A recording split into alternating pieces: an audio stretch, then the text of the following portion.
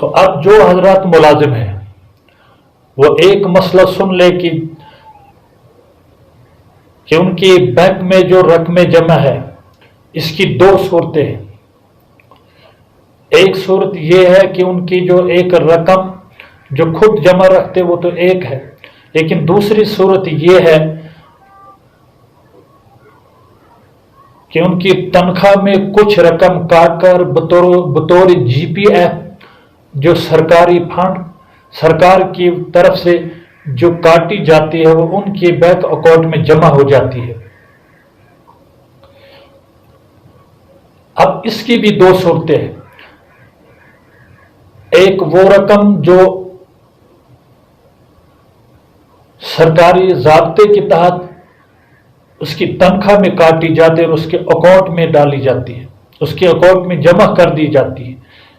اور دوسری صورت یہ ہے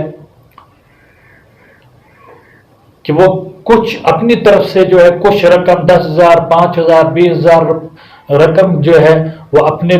تنخواہ میں کٹوا کر جمع رکھواتا ہے تاکہ ریٹائرمنٹ پر اس کو زیادہ پیسہ ملے۔ اب اس کی جو دو صورتیں ہیں، جو جی پی ایف کے طور پر جو رقم جمع ہوتی ہے، جو رقم سرکاری طور پر اس کی تنخواہ میں کاٹی جاتی ہے،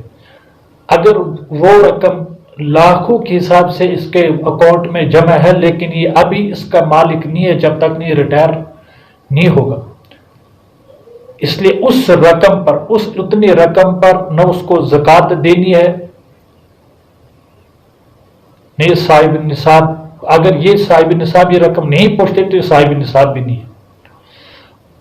اور دوسری صورت یہ ہے کہ اگر جو خود جو رقم کٹواتا ہے اگر وہ رقم صاحب نصاب سے بڑھ کر یہ رقم چلی جاتی ہے، اتنی رقم جمع ہو جاتی ہے کہ اس رقم پر زکوٰۃ پڑتی ہے تو اس کو زکوٰۃ دینی اس رقم کی بھی واجب ہے۔ باقی جو اس کا اپنا پیسہ جو بینک میں جمع ہے اس کی تو زکوٰۃ دینی ہے، لیکن جو دو صورتیں جو نکلتی ہے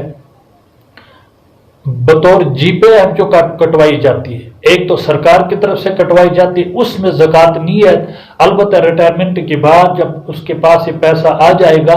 جتنے لاکھ اس کے پاس یہ پیسہ آ جاتا ہے تو سال گزرنے کے بعد اس رقم کی یہ زکوٰۃ ادا کرے گا۔ البتہ جو خود کٹواتا ہے، اگر خود کٹوانے کے بعد یہ رقم اتنی جمع ہو جاتی ہے جب یہ صاحب نصاب سے بڑھ جاتی ہے اور سال گزر جاتا ہے تو ہر سال اس رقم کے اعتبار سے اس کو زکوٰۃ ادا کرنی ہوگی۔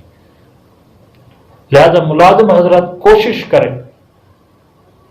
کہ بطور جی پی ایف جو رقم ان کو آتی ہے تو اس رقم کی بھی زکوٰۃ نکالا کریں۔